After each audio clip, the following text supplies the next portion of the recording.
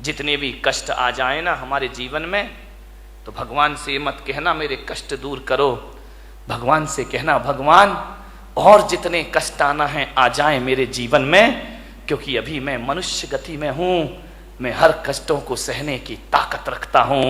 सारे कष्ट इसी जन्म में आ जाएं तो अगला जन्म मेरा आनंद में बदल जाएगा, पुण्य में बदल जाएगा, मेरा कल्याण हो जाए। मरने के भाव मत बनाइए। हाँ, ये बात अलग है, ये धमकियां बहुत देती भाई कि मैं मर जाऊंगी, मैं मर जाऊंगी, पति भी कहता यार मरना है तो जल्दी करना। 20 साल से तो सुन रहा हूं ना, आज मर रही ना कल मर रही है, जल्दी मरे तो हम दूसरे की व्यवस्था करें। अब तुम ऐसी एज में जाके मरो ना तुम अपनी रहो ना मैं किसी का हो पाओ, ऐसे मर के भी क्या करूंगा। विचार करिए, मत बनाइए ऐसे भाव। हाँ, धमकी तो देना, बिना धमकी के महिलाओं ये सुधरने वाले भी नहीं है। बिना धमकी के तुम्हारा काम भी नहीं होता। धमकियां दो, जरूर दो। आज से इस पंडाल से एक संकल्प लेकर जाओ, यदि तुम्हारा काम ना सुने तो धमकी दो। धमकी देना, धमक मत देना, नहीं तो गड़बड़ हो जाएगा, ध्यान रखिए। इन्हें धमकियां दीजिए, लेकिन ये धमकी मत देना कि मैं मर जाऊंगी, और तुम दोगी भी तो इन्हें विश्वास नहीं होता। ध्यान रखना कि 50 साल से तो सुन रहे यार मर जाऊंगी मर जाऊंगी, ये तो बोलती रहती है, बकती रहती है, कोई सुनने वाले नहीं है। मैं आपको अपने काम बनवाने का एक सूत्र दे रहा हूं, ध्यान रखिए, बहुत प्यारा सा सूत्र दे रहा हूं। यदि वो बात बोल दी तो ये तुम्हारा काम जरूर सुनेंगे, तुम्हारे मन की इच्छा जरूर पूरी करेंगे। मरने से तो बिल्कुल भी करने वाले नहीं है, ध्यान रखिए। आपसे मेरा निवेदन है, अब यदि कोई काम तुम्हारे पति तुम्हारा परिवार ना करे तो ये मत कहना कि मैं मर जाऊंगी।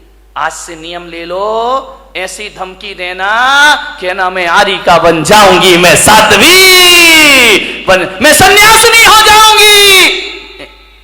नहीं आया समझ में?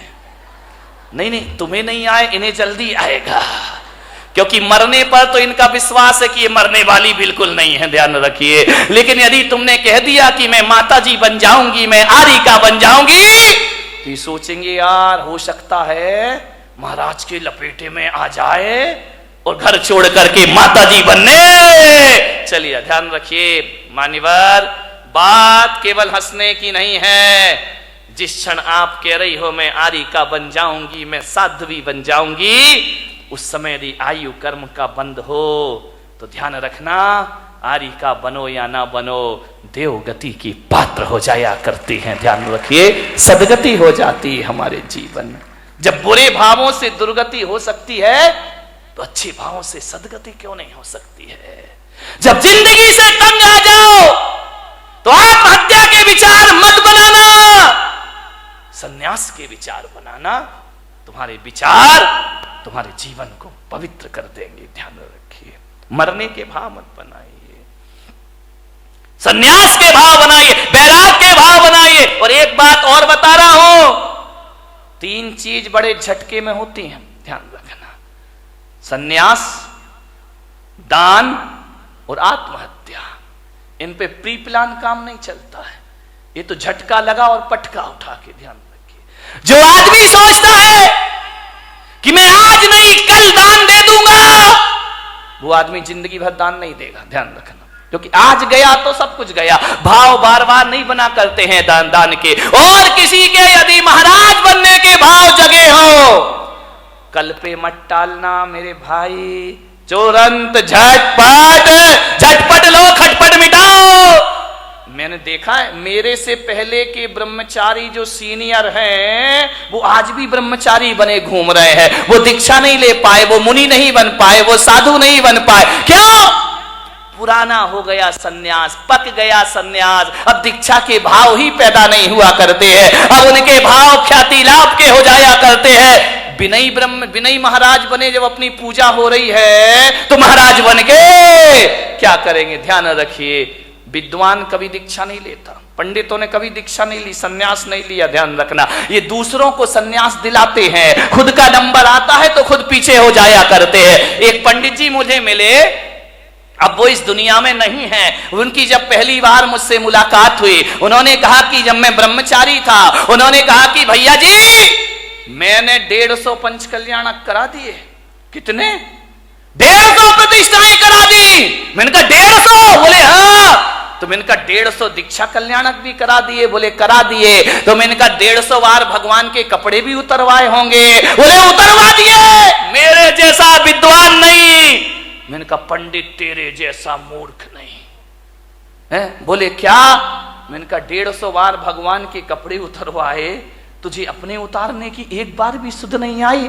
और मैंने कहा पंडित मैंने एक भी प्रतिष्ठा नहीं कराई, लेकिन एक बार देखी और मेरे कपड़े अपने आप उतर जाया करते हैं। विचार करिए, सोच विचार नहीं। आचार्य विद्यासागर जी महाराज, उनकी दीक्षा हुई। महाराज अजमेर में थे, नए नए दीक्षार्थी थे, नई नई दीक्षा हुई थी। बड़ा प्यारा प्रसंग है उनका। और जब उनके पास एक विद्वान पहुंचा, विद्वान ने देखा महाराज की आदत है, नेचर में है, स्वभाव में है, कोई बनावटी जीवन नहीं है उनका। ध्यान रखिए, सिर उनका झुका रहता है, शुरू से ही झुका रहा, कभी नजरें उठाकर नहीं देखे। पंडित गए, विद्वान गए, पोथी पत्रा लेकर, महाराज महाराज कुछ नहीं बोले। क्या बोले? हमारे जैसे हो तो बात भी कर ले, वो तो बोलते ही नहीं। गए, बोले महाराज, उस समय नए नए दीक्षार्थी थी, नई नई दीक्षा हुई थी, 23-24 साल के रहे होंगे महाराज। उन्होंने कहा कि महाराज नंगे हो गए, कपड़े उतार दिए। कुछ शास्त्र मास्त्र पढ़े हैं कि ऐसे ही आगम पढ़ा है? महाराज कुछ नहीं बोले। अरे समय सार पढ़ा है? महाराज कुछ नहीं बोले। बोले बस कपड़े उतार के बैठ गए। रोटियां मिल रही हैं समाज की, आराम से जय जयकार, ख्याति लाभ। समय सार पढ़ा है आपने?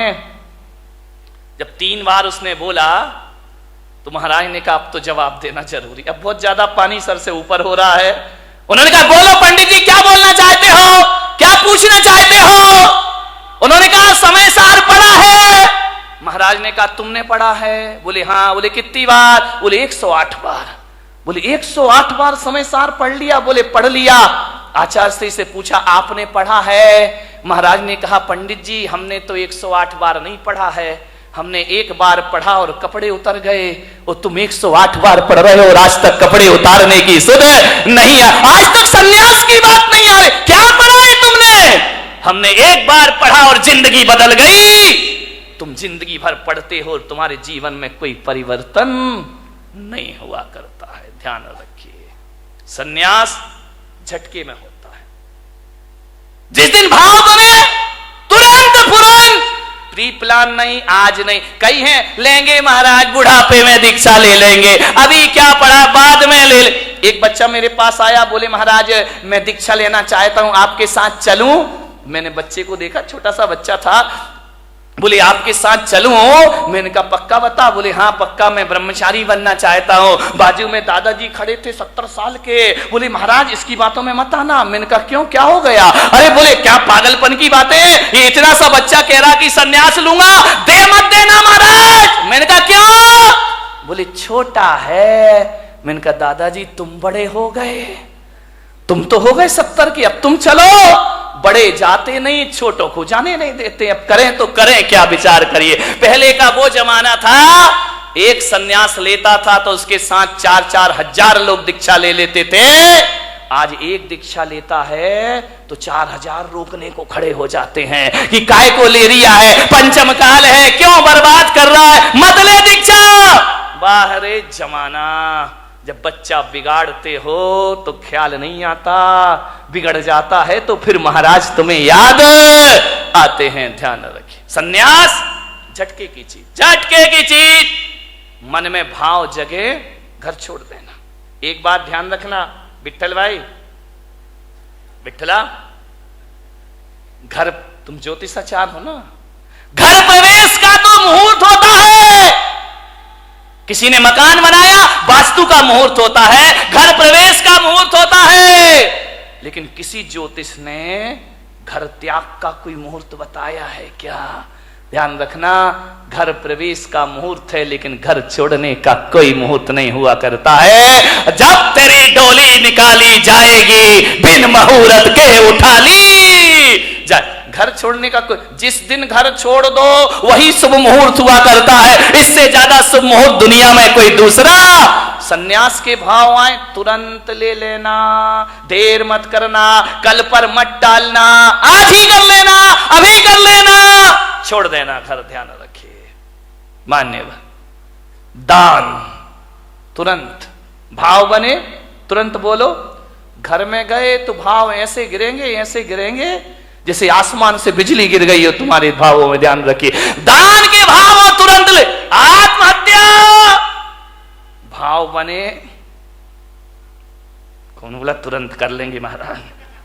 ध्यान रखिए, आत्महत्या करने वाला सोचे कि चलो यार आज नहीं कल मर जाएंगे, वो आदमी कभी मरने। महिलाएं रोज बोलती हैं मरती थोड़ी है। ध्यान रखिए, विचार करिए, विचार करना, सोचना है। आत्महत्या करने वाला सोचे आज नहीं कल मर जाए, वो कभी मरने वाला बेईमान आदमी।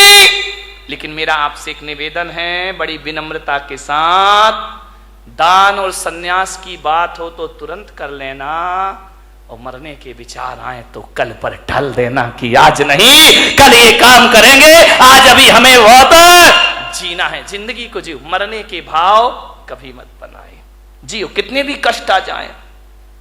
सीता ने 1000 कष्ट सहन किए, मरने के भाव नहीं लाई। ध्यान रखना, कभी नहीं लाई, कष्टों को सहन करने लगी। मैना ने, राम ने, बुद्ध ने, महावीर ने, पारसनाथ ने 1000 कष्ट सहे, लेकिन मरने के भाव उनके अंदर कभी नहीं आए। जिंदगी को पूरी जिंदा दिली से जियो। मैं अपने जीवन की घटना बताता हूं। जब मेरा 2003 में चातुर्मास 3 या 4 में इंदौर में हुआ, और जब मेरा चातुर्मास इंदौर में हुआ मेरे दोनों घुटने खराब हो गए। मुझे सीढ़ियां चढ़ने में परेशानी होती। लोगों ने, डॉक्टरों ने कहा कि आप आहार में सीढ़ी मत चढ़िए, नीचे कमरे में आहार लीजिए। एक पूना के डॉक्टर थे, डॉक्टर संचेती करके, घुटने के मास्टर थे, अब हैं नहीं मुझे नहीं मालूम। उनसे मेरी जांच हुई पूना में, MIR कराई घुटनों की। उन्होंने कहा घुटने खराब हैं आपके, इन्हें चेंज करना पड़ेगा। मैंने कहा उस समय मैं कितने साल का रहा होऊंगा, 35, 36, 37, 38 साल का। उन्होंने कहा आपके घुटने चेंज होंगे। मैंने कहा घुटने चेंज होने का मतलब है ऑपरेशन, और ऑपरेशन का मतलब है इस्तीफा, रिजाइन तो देना ही पड़ेगा। दिगंबर मुनि ऑपरेशन तो करा नहीं सकता है, अस्पताल में एडमिट नहीं हो सकता है। इसका मतलब है कि मेरी बरसों की तपस्या बेकार हो जाएगी। उन्होंने कहा आप ध्यान रखिए। मैंने कहा नहीं कराऊंगा ऑपरेशन तो बोले घुटने हैं, घिसते जाएंगे, घिसते जाएंगे, घिसते जाएंगे। जो घुटने 20 साल चलना है वो 10 साल में खत्म हो जाएंगे, आप चल नहीं पाएंगे। आप आसन लगा के ना बैठे। मान्यवर, जो आप मेरे कमरे में यहां पे देखते ना, मैं इस पर बैठा हूं, ये मेरा शौक नहीं है पैर में, इसलिए मुझे इस पर बैठना पड़ता है। बाकी सिंहासनों से हमारा कोई मोह नहीं हुआ करता है, ये समाज की व्यवस्था है। उन्होंने कहा कि पैर मोड़ के नहीं बैठना, तकलीफ होगी आपको। तकलीफ इतनी बढ़ी, इतनी बढ़ी, इतनी बढ़ी, इतनी बढ़ी 2007 तक कि मुझे विहार करने में दिक्कत होने लगी। पैरों में भयंकर दर्द रहता। मेरा 2007 में सूरत चतुर्मास हुआ। वहां से मैं पावागढ़ के लिए गया, तीर्थ यात्रा करने के लिए। और जैसे ही पावागढ़ पहुंचा, 3500 सीढ़ियां पावागढ़ की, गुजरात में। मैंने कहा इतनी सीढ़ी मैं कैसे चढ़ूंगा? तो मैंने विचार किया कि कल सुबह भक्ति करके, पाठ करके मैं जाऊंगा पावागढ़, नीचे वाली सीढ़ी पे खड़ा होकर उस तीर्थ की वंदना कर लूंगा। मेरे पैरों में इतनी ताकत नहीं है। मैं गया, जैसे ही गया पहली सीढ़ी चढ़ा, मेरे भीतर से मन ने कहा जब लौटना नीचे ही से है तो 2 सीढ़ी और चढ़ लो, 3 और चढ़ लो, 10 चढ़ लो, जितनी चढ़ सको उतनी चढ़ो, वंदना का पुण्य अपने आप को प्राप्त होगा। मैं धीरे धीरे 10 सीढ़ी, 20 सीढ़ी, 25 सीढ़ी चढ़ा, यहां तक तो मैं चढ़ ही सकता था। मैं चढ़ा, मैंने कहा जहां तक बनेगा मैं चलूंगा। मैं गया, मैंने क्या देखा, एक छोटी सी बच्ची हाथ में चावल लिए, 5-6 साल की बालिका होगी, वो मेरे आगे आगे चल रही।